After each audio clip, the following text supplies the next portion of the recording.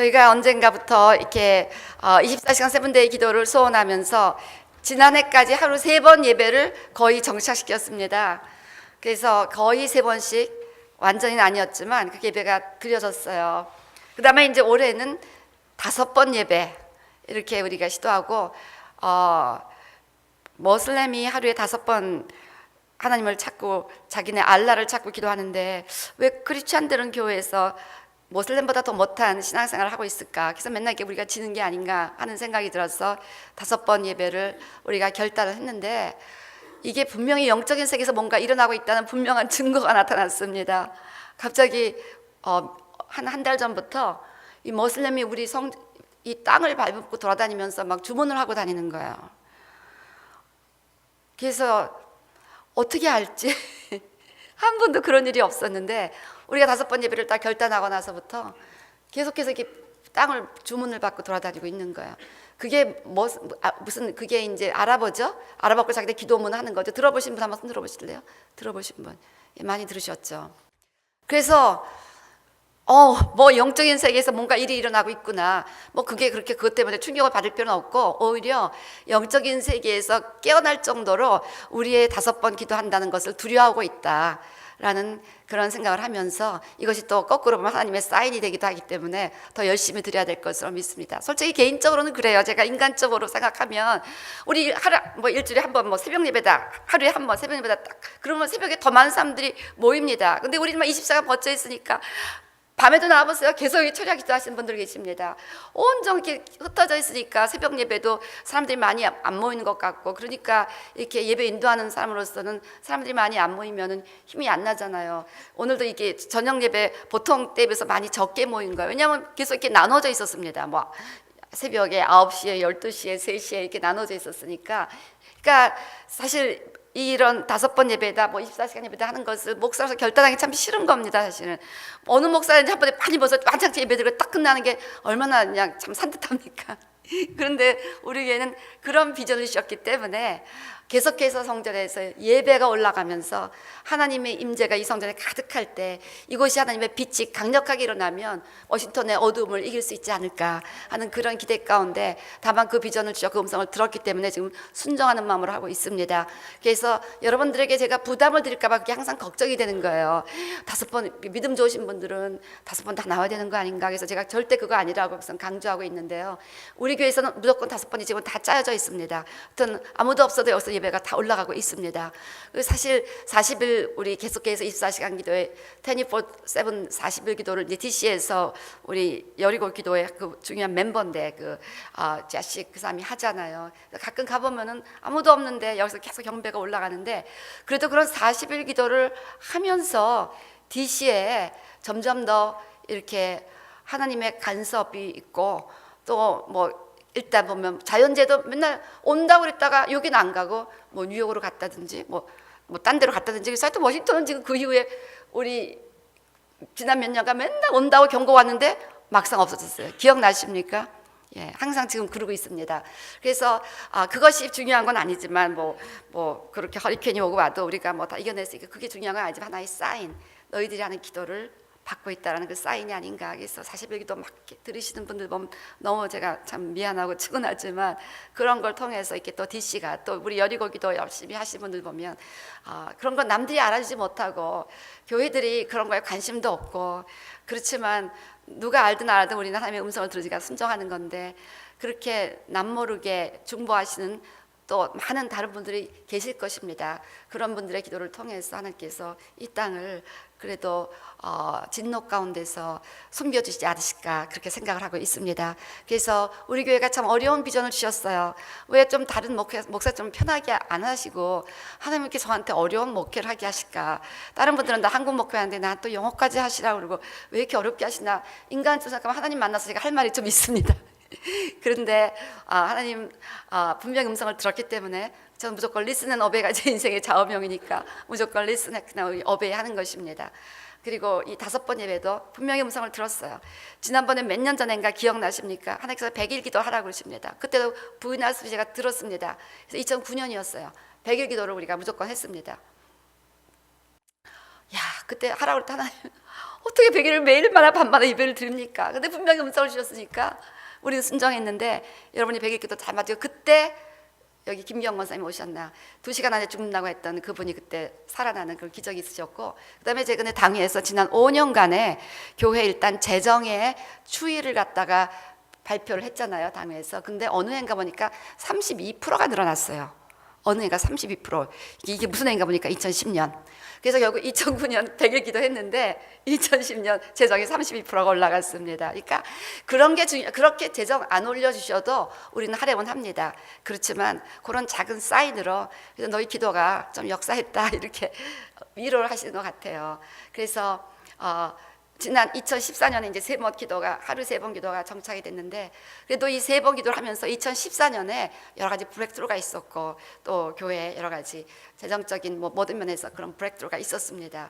올해 그것도 그게 그렇게 안 해도 이렇게 할 겁니다. 그렇지만 그 작은 것들이 그래도 너희 하는 것이 내가 기쁘게 받고 있다는 사인을 주셔서 감사히 생각합니다. 근데 이제 올해는 5번을 우리가 작정을 했는데, 여러분 그 5번 예배드리는 그런 결단을 한다는 것은 정말 하나님의 음성을 듣지 않고는 그런 결단을 할 수가 없는 겁니다. 근데 저는 들으면 해야 돼요, 무조건. 그렇기 때문에 하나님이, 제가 그래서 어떤 데 피곤해, 하나님 차라리 내가 듣는 이 어빌리티를 안 주셨으면 난 못 들었으면 안 했습니다. 핑계가 또 생길 텐데, 이거 부인할 수 없이 말씀을 하셨는데, 듣고 나서 제가 맨날 리슨 어베이라고 맨날 강조하면서 순종을 안 할 수가 없잖아요. 그래서 순종을 하는데, 여러분들이 이렇게 협조해 주셔서 감사하고, 저는 그래서 이제 숫자 몇 명이 모이는 것에는 완전히 이제 셧다운 하기로, 그거 신경 쓰면 속상해서 이거 못할 것 같아요. 그래서 그거 안 하고 하여튼 계속해서 예배가 5번 올라가는 그 독특한 사명을 주셨는데, 벌써 그걸 알고 모슬렘이 왔어요. 여기서 주문을 외우고 돌아다니는 걸 보면서 영적인 세계에서 뭔가 일어나고 있구나, 놀래고 있구나. 그러니까 그것은 이제 하나님께서도 뭔가 역사하실 준비가 돼 있다는 의미라고 생각합니다. 그 모슬렘이 반응을 하는데 하나님께서 반응을 안 하시겠습니까? 모슬렘들이 반응을 하는데 우리 기도를 받으시는 하나님께서 반응을 안 하시겠습니까? 놀랍게 반응하시고, 우리가 오픈 헤븐 밑에 살아간다면 정말 항상 승리하는 삶입니다. 항상 열매 맺는 삶입니다. 올해요, 우리 ICC 인디아에서만 해도 어마어마한 불이 일어났어요. 이 한국은, 여기에 지금 한국 사람 많아봤자, 오늘 제가 지금 아침에 그 교회 협의회 그 모임 갔다 왔는데 20만, 많이 잡아 20만이라고 합니다. 한국 기도 한인 교회 성장에는 한계가 있다는 거예요. 그러니까 한인 교회 그 목을 매는 교회는 맨날 남의 교회 뺏어오는 것만 관심을 갖지 호프가 없는 거예요. 그러니까 우리는 지금 솔직히 저는 지금 IM 예배가 메인 예배가 되기를 계속 지금 주도하고 있는 거를 여러분이 눈치를 채셨는지 모르겠습니다. 결국 그렇게 돼가야 된다고 저는 생각합니다. 여기 미국 사람은 1000만이에요. 한국 사람 20만이고, 우리가 영혼 구원에 관심이 있다면 어디에 타겟을 해야 되겠습니까?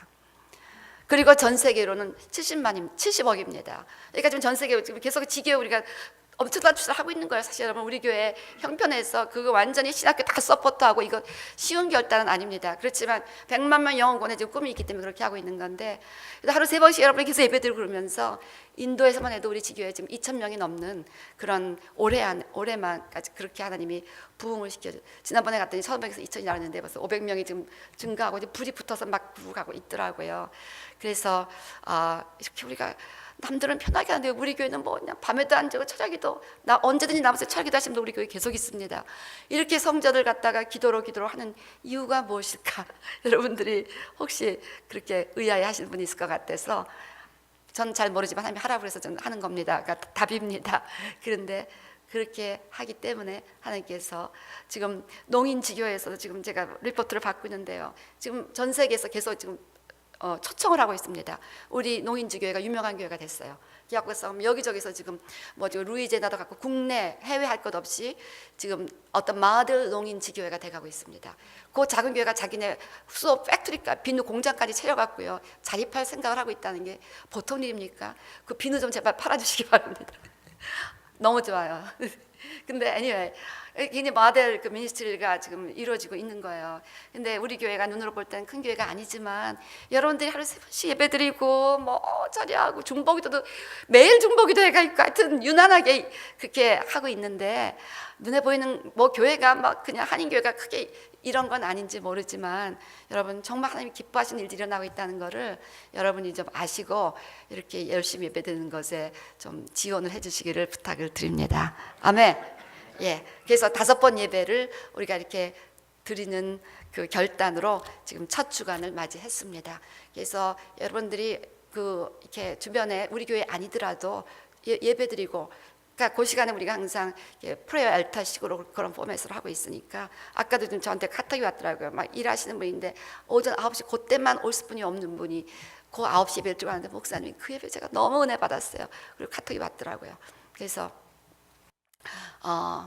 하여튼간에 그 예배가 있으면 그렇게 막 시간 된 사람 와서 은혜 받으면 그 사람들이 또 은혜 받고 직장에 가서 또 열심히 전도하면 그렇게 삶의 나라가 확장될 줄로 믿습니다. 그래서 많은 우리 교인 아니더라도 예배가 있으니까 와서 예배 드리고 가라. 그래서 계속해서 이 워싱턴에 하나님의 빛을 발할 수 있는 그런 교회가 될 수 있게 되기를 각자 다 기도해 주시고 협조해 주시기를 바랍니다. 자, 오늘 우리가 첫 순서로 하나님의 비전을 갖자, 하나님의 비전을 갖자라는 제목으로 말씀을 나누겠습니다. 우리 창세기 13장 14절에서 18절 열어주시겠습니다. 우리 함께 봉독하시겠습니다. 시작. 롯이 아브람을 떠난 후에 여호와께서 아브람에게 이르시되 너는 눈을 들어 너 있는 곳에서 동서남북을 바라보라. 보이는 땅을 내가 너와 네 자손에게 주리니 영원히 이르리라. 내가 네 자손으로 땅에 티끌 같게 하리니 사람이 땅의 티끌을 능히 셀 수 있을진데 네 자손도 세리라. 너는 일어나 그 땅을 종과 횡으로 행하여 보라. 내가 그것을 내게 주리라. 이에 아브람이 장막을 옮겨 헤브론에 있는 마므레 상수리 숲에 이르러 거하여 거기서 여호와를 위하여 단을 쌓았더라. 하나님께서는 아브람에게 3번째 나타나셨습니다. 그래서 창세기 12장 거기 1절에서 3절 가나안으로 가라는 그 음성을 주실 때 나타나셨고요. 그 다음에 그 땅을 주겠다고 하시면서 창세기 12장 7절에서 이 가나안 땅을 너에게 주리라 할 때 그때 나타나셨고, 그 다음에 오늘 3번째 롯이 떠난 후에 또 동서남북 사방을 바라보라. 이 땅을 주리라. 하나님께서 그 당신의 비전을 이렇게 주기를 원하신다는 것입니다. 뭐 아브라함이 뭐 이렇게 하고 싶어서가 아니라 아브라함에게 이렇게 비전을 주셔갖고 이렇게 가나안으로 올 수뿐이 없었고, 또 하나님의 그 인도하심을 따라갈 수뿐이 없도록 이게 하나님이 비전을 주시는 분이라는 것이 오늘의 메시지입니다. 그래서 중요한 건 우리 모든 성도님들이 하나님이 주시는 비전을 받아야 돼요. 그 비전을 하나님께서 너무너무 주기를 원하시기 때문에 우리도 레디가 돼 있다면 하나님 편에서 더 급한 거예요. 하나님 편에서 더 급한 거예요. 그 비전을 따라 움직이면 세상이 알아주지 않아도 우리는 힘 있는 삶을 살아갈 수 있게 될 줄로 믿습니다.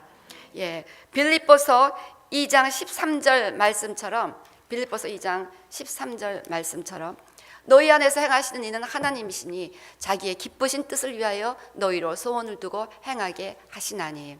그래서 하나님께서는 우리에게 소원을 주시면서 하나님의 뜻을 이뤄갈 수 있도록 우리 각자에게 비전을 주기를 원하신다는 거야. 그러니까 오늘 여러분들에게 하나님이 주시는 그 소원, 하나님이 주시는 그 분명한 비전이 있다면요, 이 땅에서 어떤 어려움이 있어도 그것을 얼마든지 이기면서 그 비전을 따라 살아갈 수 있게 될 줄로 믿습니다. 우리 지금 농인지교회를 하고 계시는 우리 임현수 전사님이 몇 년에 우리 교회 왔죠? 처음에 하여튼 몇 년 한참 됐습니다. 그때 우리 이제 저한테 처음 연락이 왔어요. 연락이 왔고서 꼭 만났으면 좋겠대요. 그래서 이제 그럼 만납시다. 만나갖고 이 자기를 소개하면서 목사님, 저의 비전은요 전 세계 농인을 만나보는 것입니다. 전 세계 농인을 축복하는 것입니다. 그래요. 근데 그게 너무 똑똑하게 얘기하는 거예요. 목사님, 저는 전 세계 농인을 만나보는 것이 저의 비전이고 꿈입니다. 그게 너무 마음에 들어서요. 무조건 우리 교회 오라고 그랬어요. 무조건 우리 교회 전사님 오라고. 그래갖고 우리 장로님들을 설명했더니 다 오케이 하셔서 바로 그 다음 우리 교회 전도사님 되죠. 뭐 딴 거 볼 것도 없다. 그런 비전이 있다면 I buy your vision. 그 온 거예요. 근데 그 비전대로 몇 년 있다가 농인 목사님을 만나 결혼하는데, 그것도 아주 그 목사님이요 지금 농인 저는 최초로 지금 마스터 갖고 최초로 PhD 공부하실 분이에요. 진짜 농인 중에서 너무나 유명하신 탁월하신 분이십니다.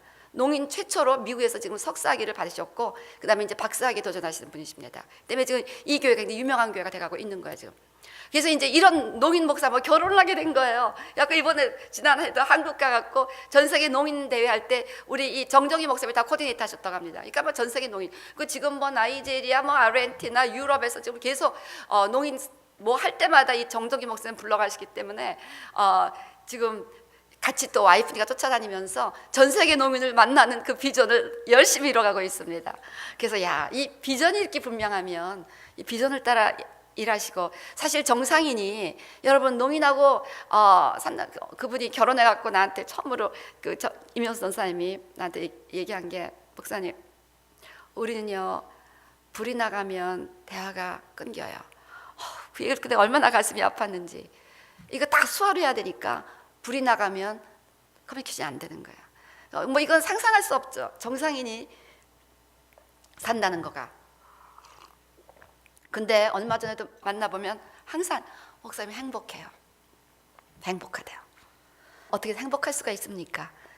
그 농인 성도님들이 이제 점점 자꾸 늘어나니까 그 밥을 자기가 다 했잖아요. 그래서 이제 보다부터 이제 우리 여선교 성님 너무 감사합니다. 그래서 그 밥을 도와주셔서 지금 우리가 지금 여선교에서 친교를 지금 해주고 있잖아요. 우리 농인지교에 너무 감사한데, 그 우리 교회에서 도와주기까지는 혼자 그걸 다 맨날 먹인 거야. 그 맨날 그 사람들 밥 해주고 뭐 다 농인 학생들이니까. 그래서 하나님의 비전을 가지면은요, 그 어려운 삶 가운데 행복을 느낄 수가 있는 거예요.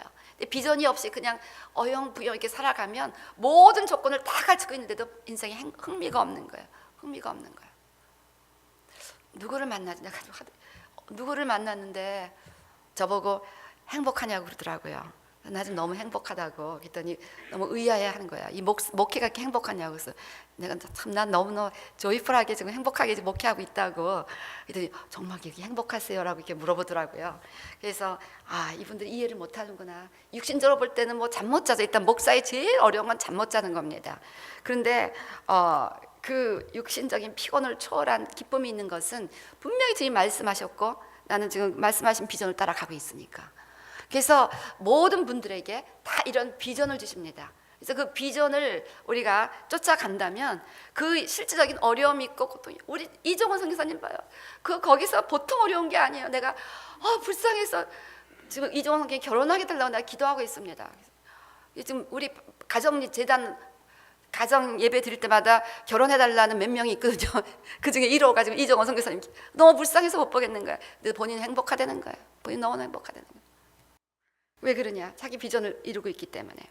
그래서 오늘 롯이 아브라함을 떠난 후 언제 이 비전이 왔느냐 했더니, 창세기 13장에 보면은 그 앞에 배경을 보면 롯의 그 가축 목자들과 아브라함의 목자들이 서로 다투는 그 집안 싸움이 일어난 거죠. 그러니까 애들 싸움 때문에 부모들이 관계가 안 좋아진 것처럼 여러 가지 목자들이 다투는 일들이 일어난 거죠. 8절부터 11절 뭐 그 배경이 쭉 나오잖아요. 그래서 이제 서로 관계가 이제 불편해진 겁니다. 내 목자 서로 다투지 말자. 그러니까 사실 롯은 아브라함에게 아들 같은 그런 조카였습니다. 그래서 정말 그 모든 역경을 왔고 또 아는 사람이라고는 아무도 없는 데서 왜 아브라함이 롯과 헤어지기를 원했습니까? 근데 얼마나 시끄러웠으면 차라리 우리가 헤어지자 결론을 내린 거예요. 그런 어려움 가운데서 롯과 헤어졌으니까 굉장히 많은 가족들이 이제 일단 많이 줄어들었겠죠. 그래서 외로웠고 두려웠고 낙심이 되는 그런 상황에서 하나님께서는 아브라함을 찾아오셔서 비전을 주셨다는 것입니다. 마찬가지로 여러분이 올해 지금 어떤지 실망이 있고 낙심이 있고 두려움이 있고 사업이 갑자기 반으로 줄어들었다든지 뭐 사역이 갑자기 축소가 됐다든지 뭔가 예기치 않은 이 아브라함이 대가족을 거느리고 가다가 갑자기 반으로 딱 줄어든 것 같은 그런 아주 눈으로 보기에는 그렇게 그 낙심스러운 그런 상황 가운데 있을 때 하나님께서 바로 아브라함을 찾아오셔서 나타나셨습니다. 아브라함이 이게 나타나셨어요. 그래서 하나님께서는 바로 그런 때 나타나기를 좋아하십니다. 가만히 보면 저도 전신마비 있을 때 그 지구의 비전이 와서 지금 그때 그 비전 때문에 지금 이 우리 교회 그 모든 세계 선교에 대한 그 모든 비전이 계속해서 그 비전에서 시작이 된 거예요. 그래서 여러분들이 지금 가장 어려운 상황에 있다면 바로 그때가 하나님께서 14절 롯이 아브라함을 떠난 후에 여호와께서 아브라함에게 계시되, 이것은 떠났다는 이 한 단어에는 여러 가지 의미, 아브라함이 참 힘들었고 낙심스럽고 그런 상황에서 오셔서 이제 비전을 주셨습니다. 어떻게 비전을 주십니까? 너는 눈을 들어. 실망스러운 환경에서 눈을 들어서 믿음의 지어 온전케 하신 예수를 바라봐야 한다는 것입니다. 이제 아브라함이 계속해서 소돔과 고모라 쪽만 바라보고 있었겠죠. 아브라함아, 너 거기 그만 봐라. 너는 눈을 들어. 더 이상 그러한 실망스러운, 그러니까 그 10절 보면요, 소돔과 고모라가 여호와의 동산 같았다고 그랬어요. 여호와의 동산이 에덴 동산 같았다는 거죠. 아주 아름답고 풍요로운, 애굽이 그 당시 가장 힘 있는 나라였는데 그러한 부러운 곳이었으니까 아브라함이 그것을 바라봤고 또 사랑하는 조카가 갔기 때문에 또 미련이 있어서 그것을 바라보고 있었을 때 세상의 세상의 아름다움, 세상의 그런 인간들, 그 세상을 바라보고 있을 때 너는 눈을 들어 하나님을 바라보라는 것입니다. 잃어버린 과거, 떠나버린 사람 눈을 들어야 됩니다. 떠나간 것에 눈을 들어야 됩니다. 떠나온 곳 눈을 들어야 됩니다. 눈에 보이는 환경, 땅에서부터 눈을 들라는 것입니다. 나의 연약함, 나의 부족함, 이 땅에 속한 것들에서부터 눈을 들어야 하나님의 비전을 받을 수가 있다는 것입니다. 땅만 바라보고 있으면 우리는 하늘의 비전을 받을 수가 없다는 것입니다. 내가 산을 향하여 눈을 들리라. 나의 도움이 어디서 올꼬? 나의 도움이 천지를 지으신 여호와께로소다. 천지 지으신 하나님의 도우심, 하나님의 비전을 받기로 나신다면 이제 맨날 땅의 것 때문에 마음이 집착해 있고 잡혀 있는 이러한 그 삶을 우리가 떠나야 한다는 것입니다. 너는 눈을 들어. 너 있는 곳에서. 자, 눈을 들어 하나님을 바라본다고 현실 도피자가 되는 것은 아닙니다. 너는 눈으로 너 있는 곳에서. 그래서 하나님의 비전은 아주 허황된 곳에서부터 오는 것이 아니라 나 있는 곳에서부터 주어진다는 것입니다. 제가 어저께인가도 얘기했잖아요.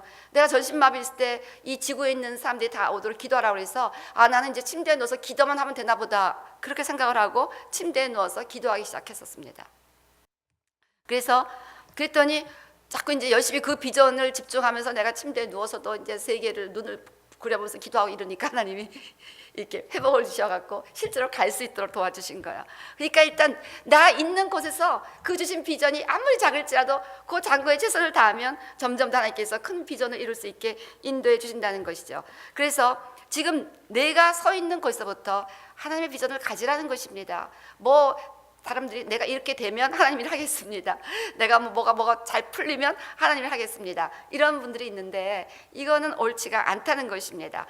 그 어린 소년이 갖고 있는 작은 도시락, 오병이어, 여기에 이거를 내놨을 때 이거를 가지고 어떻게 해보라고 그랬을 때 주님 그거를 가지고 5천 명 이상을 먹이는, 남자만 5천 명이니까 한 2만 명까지 얘기하시는 분도 있습니다. 그런 2만 명을 먹일 수 있는 기적이 일어났다는 것입니다.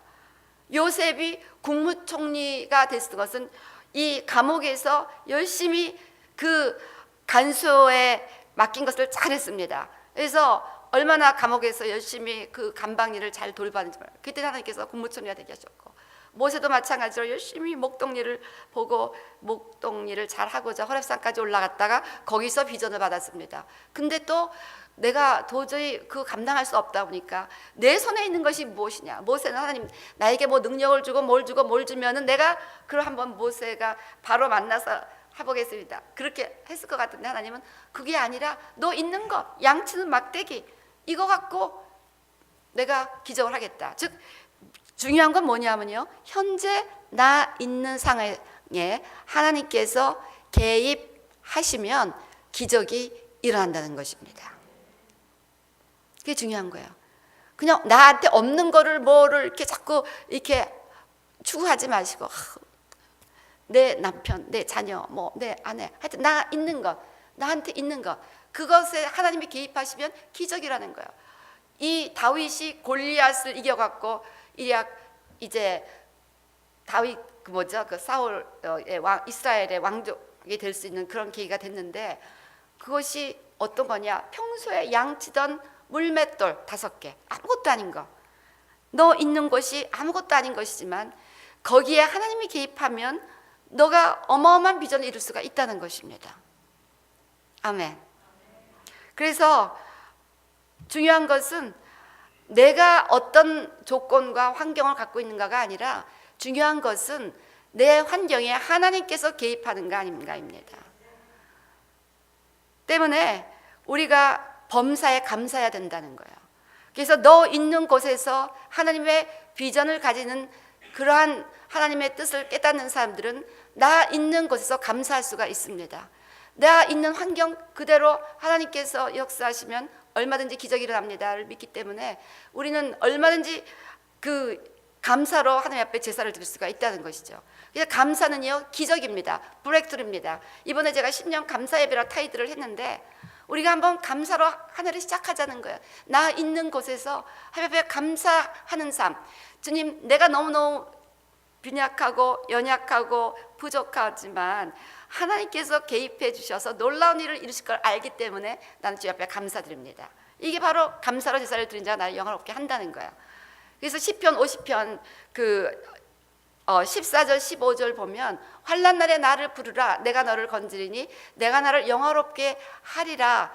그럴 때 그 14절이 뭐죠? 14절 감사로 하나님께 제사를 드리며 이게 그 영어로 이렇게 쭉 보면요 다 환난 날에 걸리는 말씀드립니다. 그러니까 환난 날에 브레이크스루를 하기 원하신다면 트리뷸레이션, 트러블을 에서부터 브레이크스루를 원하신다면 감사해야 되고 소원을 갚고 부르짖어 기도해야 된다는 거예요. 그래서 첫 번째가 감사로 제사 드리는 것입니다. 그래서 여러분이 어려움을 브레이크스루 하기 원하신다면 주님 이 어려움 no problem 하나님이 개입하시기만 하면 오히려 합력하여 선을 이루는 것을 믿습니다 하고 감사로 예물을 드리시고 또 제사를 지내시면 하나님께서 브레이크스루를 하신다는 거예요. 내가 이 말을 좀 하고 싶었는데 못했어요. 이번에는 그런 감동이 너무나 많이 왔습니다. 여러분이 정말 환경에서 하나님께서 놀라운 일을 하실 것을 믿는다면 기도 제목을 담아서 감사 예물을 좀 드리시기를 바랍니다. 저는 개인적으로 경험이 좀 있습니다. 그러니까 구체적인 얘기는 안 하겠습니다. 근데요 정말 우리 성도님들을 위해서 교회를 위해서 이렇게 제가 너무 그분이 꼭 기도 응답을 받아야 될 걸 내가 너무너무 원하면 대신 감사헌금 이거 드리면요 기적이 일어나더라고요. 정말 내가 이 기적이 일어나는구나 보면서 그런 감사헌금을 참 기쁘게 받으셨다는 걸 압니다. 제가 그렇게 하기 시작한 이유가 그 방법을 제가 힘들 때마다 꼭 응답받아야 되는 건 감사헌금부터 드리는 그것이 언제 시작이 됐냐면요 우리 고모 딸 우리 사촌 언니가 아들이 공부를 되게 못했대요. 공부를 되게 못했는데 얘가 무슨 대학 시험을 합격하게 해달라고 기도원 가서 2주 동안 금식을 했대요. 이 동안 금식하면서 이 아이가 합격될 것을 믿습니다 하고 감사 헌금까지 미리 다 바치고 왔어요. 근데 얘가 붙었을까요? 떨어졌을까요? 떨어졌어요. 자기가 감사 헌금이 다 했는데 그 아이가 떨어졌는데 그 다음에 무슨 사건이 있거든요. 그 아이가 지원했던 그 학교에서 뇌물로 아이들을 입학시켰다는 것이 발각이 됐어요. 그 뇌물로 들어간 아이가 빠지고 그 자리에 얘가 들어갔어요. 그러니까 얘가 딱 하나 때문에 합격이 안 됐는데 그 아이가 빠지면서 이 아이가 들어가서 결국 합격이 됐습니다. 그래서 그래서 나중에 간증을 하시더라고요. 내가 감사원까지 했더니 하나님이 이렇게 기가 막힌 깜짝 쇼를 하셔갖고 이렇게 재미있게 내 아들을 합격시켰다. 그래서 제가 그때부터 배워갖고 아주 이제 힘든 일이 있으면 그렇게 하는데 우리 성도님한테는 제가 헌금 얘기를 절대 하기 싫어갖고 한 번도 그런 얘기를 안 했는데 올해는 그런 말을 좀 하고 싶었어요.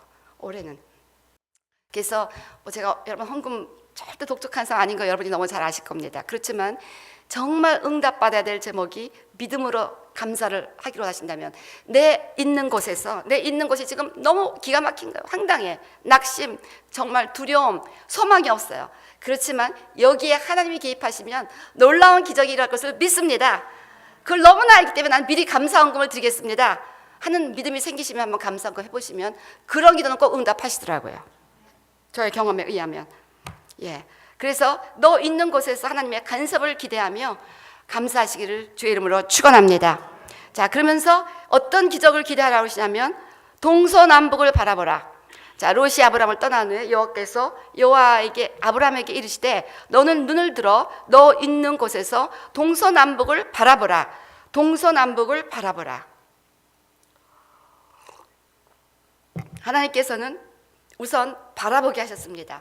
낙심한 자에게 우선 비전을 주시고 하나님이 주신 것을 바라봐야 한다는 것이죠. 저는 그때 아플 때 그 지구를 보시고 맨날 저는 지구만 생각하고 지구만 바라보고 있었어요. 아주 지구본 얼마나 그 지구를 좋아했는지 교회 개척하자마자 저기 주보에는요 이만한 주보에 이만큼이 다 지구본이었어요. 그거 기억하시는 분이 있나 모르겠어요. 지구만 가득 있었어요 우리 주보에. 지구만 보이셨으니까 그것만 봐야지 내가 내 몸을 보면은 소망이 없으니까. 그러니까 그 지구만을 이제 바라보면서 제가 그 모든 걸 어려움을 이길 수 있는 힘을 얻었던 그런 기억이 나는데요.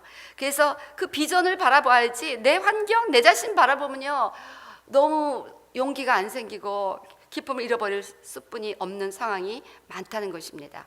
그래서 하나님께서는 뭔가를 바라볼 수 있도록 그걸 주시는 거야, 그 비전을. 그래서 요엘서 2장 28절 보면 성령께서 오셔서 하신 일이 뭔가 했더니 내 신을 만민에게 부어주리니 너희 자녀들이 장래일을 말할 것이며 너희 늙은이는 꿈을 꾸며 너희 젊은이는 이상을 볼 것이라.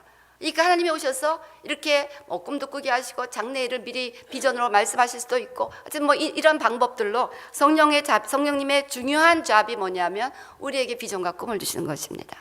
때문에 우리 안에 성령님이 계시기 때문에 반드시 그 성령께서 여러분들이 정말 어려워도 그것만을 바라보며 살아갈 수 있는 그런 분명한 비전과 꿈을 주시기를 주의 이름으로 축원합니다.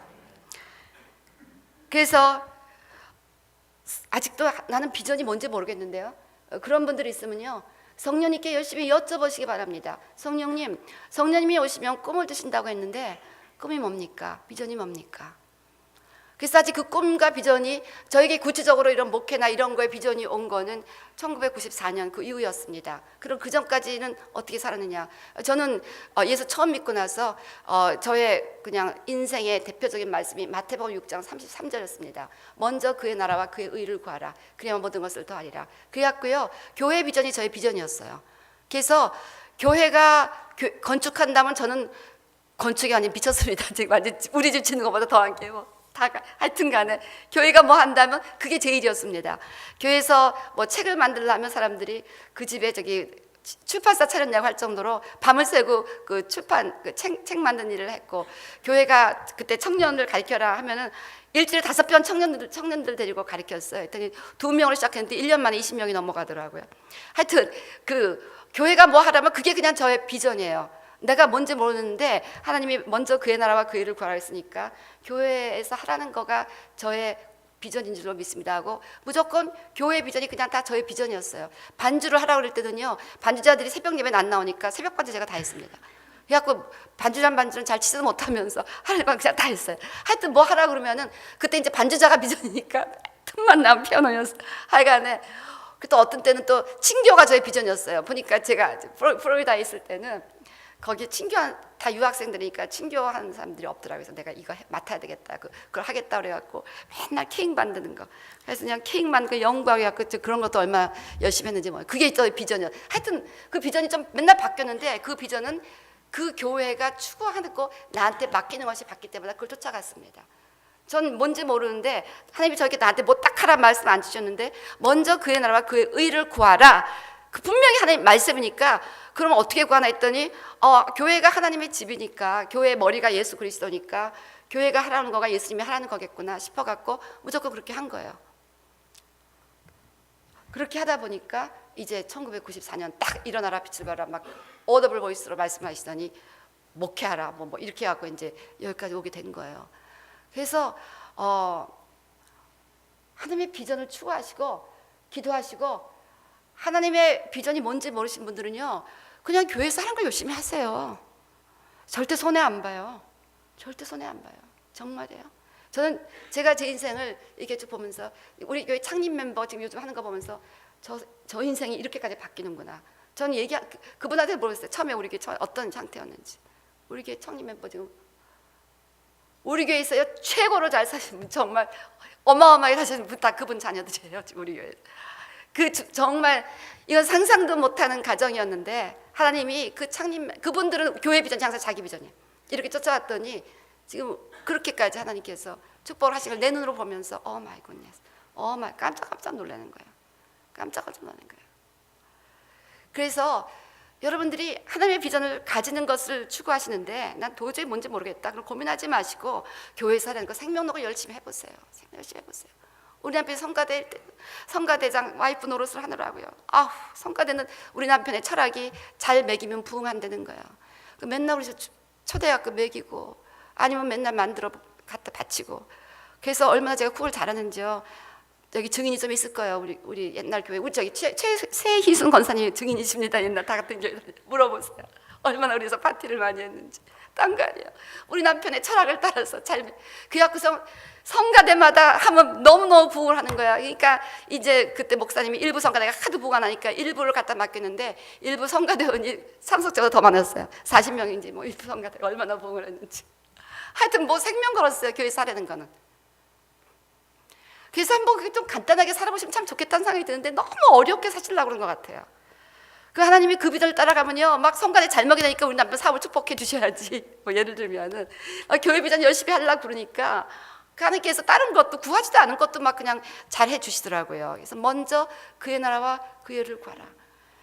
그래서 그냥 교회 비전을 따라서 막 교회가 건축을 하는데 돈이 없다 해서 우리 집을 다 갖다 바쳐서 이제 너무 이제 살 때 동네가 없으니까 싸구려 있는 집을, 우리 남편은 또 절대로 집을 사야 된다 갖고 만불다운하고서 아주 초라한 집으로 우리가 이사를 갔습니다. 학군이 굉장히 나빴어요. 그래서 하나님, 우리가 나쁜 집에 사는 건 좋은데 우리 딸이 여기서 공부를 하는데 어떡하죠 했더니 얘가 무슨 TJ인가 뭔가 들어가서요, 전국에서 제일 좋은 학교 가게 하셨잖아요.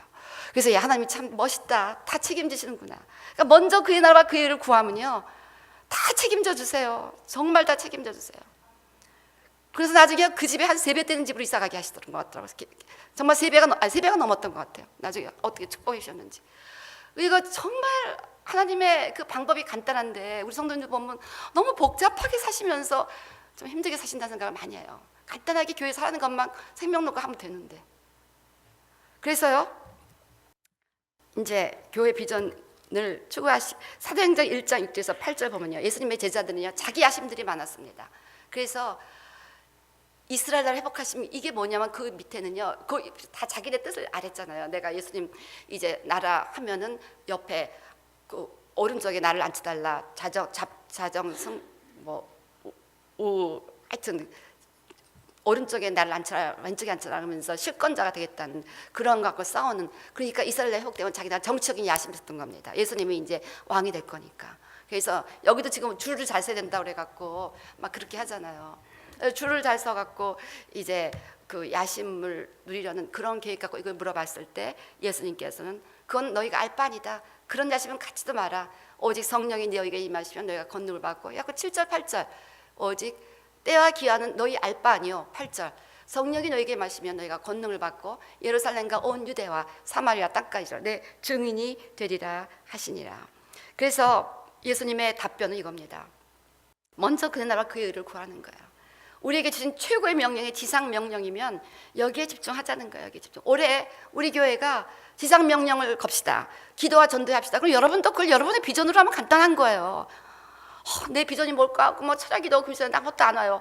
그럼 내가 속으로 너무너무 답답한 거예요. 근데 더 기도하세요. 그렇게 했지만 내 속으로는 그런 분들이 많거든요. 그렇게 뭐 어렵게 하지 말고 교회에서 하라는 거 열심히 하세요. 그래서 교회가 지금 전도회 하면은 나도 한번 이 전도에 한번 내가 미쳐봐야 되겠다. 한번 그렇게 비전을 받아보세요. 하나님이 어떻게 인도하시나. 먼저 그나 그 일을 하나님이 어떻게 인도하시나. 그 교회에서 여러분들에게 뭘 맡겼는지 모르지만 그것이 나의 비전이다. 여러분이 셀 목자에게 맡겼으면요, 셀 목자 막 정말 생명 놓고 해보세요. 예? 뭘 맡겼는지 모르지만 열심히 한번 열심히 이것이 주님이 나에게 주신 비전이다 하고 그 비전을 최선을 다해서 올인을 해보시라고. 뭘 맡겼는지 모르지만 하여튼 그래서요, 그렇게 동서남북을 바라보라. 여기서는 뭐라고 했냐면은 동서남북을 바라보라. 보이는 땅을 내가 너와 내 자손에게 주리니 영원히 이르리라. 내가 네 자손으로 땅에 티끌 같게 하리니 사람의 땅에 티끌을 너희 셀 수 있을진데 내 자손도 세리라. 이것이 바로 지상 명령이고 창조 명령입니다. 그래서 fruitful, multiply, 생육하고 번성하고 땅에 충만하고 땅을 정복하라. 그래서 너희가 동서남북으로 아브라함의 자손들을 많이 만드는 것이 너의 비전이다. 그리고 그 자손들이 땅에 거함으로 말미암아 그 모든 땅이 결국 나의 땅이 될 수 있도록 네가 그 땅을 차지하라. 네가 땅을 차지하면 그 땅이 내 것이고 네 자손이 내 자손이 되기 때문에 나를 위해서 네가 자손들을 많이 갖게 될 것이고 네가 동서남북 많은 땅을 갖게 될 것이다. 가나안 땅을 너에게 주었다. 이렇게 말씀해 주셨습니다. 그래서 우리가 분명히 아브라함의 복을 받아서 아브라함의 비전을 이루어야 한다는 것입니다. 그래서 아브라함은 사실 굉장히 거부였잖아요. 그래서 사실 그 많은 땅을 그 당시에 밟지는 못했지만 그래도 맥벨라굴 같은 헤브론 그 땅을 살 수 있는 그런 실력이 있었습니다. 그래서 가나안 땅에 실제적으로 땅을 소유할 수 있게 되었죠. 그래서 이렇게 하나님께서 우리에게 동일한 명령을 주신 겁니다. 동서남북을 바라보라. 우리도 동서남북을 아브라함의 오늘 아브라함에게 말씀하신 이 비전을 여러분 개인에게 주신 비전으로 한번 받아보시기 바랍니다. 왜냐하면 성경이 말씀하고 있으니까. 우리가 아브라함의 복을 받은 자라고 해가니까 아브라함의 비전을 받은 자입니다. 아멘. 그러니까 우리도 동서남북을 바라보자 말이야. 동서남북 보면 전도대상자 천재예요. 옆집도 앞집도 집집도 다 전도대상자 천재야. 동서남북을 바라보라. 그 다음에 보이는 땅을 너와 내 자손이다. 그곳에 있는 사람들을 너에게 줄 것이다. 전도를 한번 해봐라. 한번 비전을 가져봐라. 내가 네 자손으로 땅 티끌까지 많게 해줄 것이다. 즉 예수 믿는 사람들 영적인 자손들을 많이 해줄 것이다. 그래서 우리 모든 사람들이 영적인 자녀를 많이 함으로 말미암아 하나님의 자녀들, 즉 예수 믿는 사람들이 땅의 티끌처럼 많아지는 것이 하나님의 뜻이라는 것입니다. 그래서 너는 일어나 17절 그냥 비전만 바라보고 있는 게 아니라 또 일어나서 너는 일어나 그 땅을 종과 횡으로 행하여 보라. 내가 그것을 내게 주리라. 그래서 실제적으로 일어나 걸으라는 것입니다. 믿음으로 일어나 걷고 땅을 밟아야 한다는 것입니다. 바라만 보고 있는 것이 아니라 전진하며 움직여야 한다는 것입니다. 브레이크를 해야 된다는 것입니다. 그래서 열왕기하 13장 말씀 보면 요아스 왕과 엘리사의 열왕기하 13장 한번 열어보시기 바랍니다. 열왕기하 13장 자 14절부터 엘리사가 죽을 벽에 들매 이스라엘 왕 요아스가 저에게로 내려가서 그 얼굴에 눈물을 흘리며 가로되 내 아버지여 내 아버지여 아버지의 병과 마병이 하매 엘리사가 저에게 이르되 활과 살들을 취하소서 활과 살들을 취하소서. 이제 아람과 싸우기 위해서 전신갑주 무장을 하라는 것입니다. 우리도 하나님의 원수들인 그 하나님 나라의 원수들과 싸우기 위해서 전신갑주를 무장해야 됩니다. 또 이스라엘 왕에게 이르되 왕의 손으로 활을 잡으소서. 우리가 싸우기 위해서 활을 잡아야 된다는 것입니다. 전신갑주 하고 말씀과 기도로 그 무장을 해야 된다는 것입니다. 그 손으로 잡음에 엘리사가 자기 손으로 왕의 손으로 안찰하고 우리가 싸우고자 한다면 엘리사는 예수님의 상징이라고 그랬죠. 그래서 예수님께서 이제 함께 하시면서 우리 손을 안수해 주십니다. 어노인팅 해 주십니다. 가로되 동편 창을 여소서 곧 열매. 우리가 창을 열어야 됩니다. 문을 열고 나가야 됩니다. 문을 열고 총을 쏴야 된다는 것이죠. 열매 엘리사 가로되 쏘소서 곧 쏘매. 그 다음에 전도의 복음의 화살을 쏴야 된다는 거예요. 실제로 복음을 전해야 된다는 것입니다. 곧 쏘매 엘리사가 가로되 이는 여호와의 구원의 살 곧 아람에 대한 구원의 살이니 왕이 아람 사람을 진멸하도록 아벡에서 치리이다. 또 가로되 살들을 취하소서 곧 취하매 엘리사가 또 이스라엘 왕에게 이르되 땅을 치소서. 이에 3번 치고 그친지라. 하나님의 사람이 노하여 가로되 왕이 5, 6번을 칠 것이니이다. 그리하였다면 왕이 아람을 진멸하도록 쳤으리로다. 그런즉 이제는 왕이 아람을 3번만 치리이다 하니라. 어떤 사람을 전도하는데 한 5번 방문했으면 되는데 3번만 방문했기 때문에 그 사람이 전도되지 못할 수가 있다는 것이죠. 어느 나라를 위해서 기도하는데 5번은 기도했는데 3번만 기도했기 때문에 그 땅의 영향력이 약해질 수 있다는 것입니다. 그래서 우리가 이렇게 하나님 나라의 비전을 가지고 활을 쏘고 또 무장을 하는 이러한 행동의 순종과 결단이 필요하다는 것입니다. 믿음으로 활을 잡고 복음을 전하고 두드리고 가서 우리가 복음을 전하고 이렇게 함으로 말미암아 우리가 인도에 가서 그렇게 복음을 전하고 그 교회가 시작이 되고 이렇게 해서 한번 갔다 오고 나면 그 다음에 지교회들이 막 한 번 갔다 오고 작년인가 우리 장보신 목사님이 가셨어요. 장보신 목사님이 가시고 나서 바로 그곳에서 교회가 시작이 됐다는 거예요. 그걸 내가 이번에 간증이 들었어요. 하여튼 우리가 가면은 막 그런 게 일어나는 거예요. 그러니까 힘들어도 가야 되는 거예요. 왜냐하면 거기서 인도 사람들 외국인이 왔다 하면은 호기심 때문에 이렇게 오나 보더라고요. 그래서 이렇게 우리가 믿음으로 활을 잡고 쏘고 3번만 하고 그치지 말고 더 끝까지 복음의 화살을 쏘고 그래야 된다는 것입니다. 아람을 완전히 정복하겠다는 비전이 없었던 거야. 아람을 내가 정복하고야 말리라 비전이 없었던 거야. 내가 올해 안에 우리 가족들을 전도하고야 말리라 비전이 없었던 거야. 내가 분명히 전도해야 되겠다는 그 분명한 소원이 있었다면 3번이 아니라 5번, 6번 전화하고 선물 보내고 뭐 하면서 어떻게든지 간에 찾아가든지 하면서 그렇게 그러면 주리라. 내가 너에게 주리라. 능히 그 땅을 종과 행을 행하여보라. 내가 그것을 내게 주리라. 그랬더니 이제 18절 이에 아브라함이 장막을 옮겨 헤브론에 있는 마므레 상수리 숲에 이르러 거하여. 근데 동서남북을 본다는 어마어마한 뭐 자손이 뭐 땅에 티끌 만다는 기가 막힌 비전을 받았는데 자기 현실은 보니까 그저 상수리 숲을 이르러 집도 없어요. 장막도 없어요. 숲을만 있어. 숲을 밟을 땅을 주기는커녕 거할 땅도 수풀에 나무 한 폭이 없는 그런 신세가 됐어요. 그런 신세, 내 현실을 보니까. 근데 그때 뭘 하느냐? 단을 쌓았더라. 거기서 여호와를 위하여 단을 쌓았더라. 저를 따라서 말씀하시면 거기서 여호와를 위하여 단을 쌓았더라. 즉 비전과 현실에 너무 큰 괴리가 있을 때 우리는 뭐합니까? 기도의 단을 쌓는 겁니다. 거기서 기도하는 겁니다. 그러면 현실이 안 보이고 오픈 헤븐 속으로 하나님이 보입니다. 하면 말씀이 들립니다. 그리고 동서남북이 하나님의 눈으로 보게 됩니다. 그래서 조용기 목사님 맨날 그 얘기 하잖아요. 5명의 서면 놓고 사각의짝 갖고 하는데 그냥 소리는 그냥 고래고래 지르면서 설교를 해서 최자신 목사님이 뭐 사람들이 누가 많이 있나 뭐 아무도 없고 자기네 가족만 있는데 막 소리 왜 이렇게 소리는 지르냐 했더니 나는 이 방 안에 가득 찬 걸 바라보면 지금 설교한 거라고 그랬다는 거 아닙니까? 그래서 그 책을 제가 번역했잖아요. 그래갖고 내가 그거 번역하면서 하나님 이 책에 있는 모든 스피릿을 저에게 달라고 해갖고 그 내용 하나하나가 저한테는 항상 리마인드 되는 그 정말 살아서 움직이는 그런 내용이 될 수 있다. 하나님께서 하시면서 저에게 하는 기대가 야 너도 최자실 목사님처럼 조은기 목사님처럼 그런 믿음으로 목회를 하라라는 그 제가 초기에는 이런 간증 많이 했죠. 그래갖고 뭐죠 4차원의 영성을 거의 에브리 이어 제가 설교를 했었습니다. 왜냐하면 그 비전이 때문에 그 책을 번역하게 하셨다는 그런 생각이 들었기 때문에. 그래서 우리가 그것을 본받을 필요가 있다고 저는 분명히 믿습니다. 최근에 조용기 목사님이 가정 문제 어려움 때문에 많은 분들이 조용기 목사님의 영성에 대한 과소평가가 있지만 그분이 한 놀라운 일은요 세계 여행을 해봐야 아십니다. 어디를 가도 대통령을 말도 조용기 목사님 모르는 사람 없습니다. 근데 이 조용기 목사님 그 믿음으로 바라보는 거 이거 하나는 우리가 반드시 배워야 됩니다. 그 현실을 바라보면 너무 가난한데 어느 날 최자신 목사님이 가니까 조용기 목사님이 거울을 바라보고 소리소리 지르고 있다는 거야. 조용기 너는 가난하지 않다. 조용기 너는 부자다. 조용기 너는 부자다. 조용기 너는 부자다. 소리소리 있어.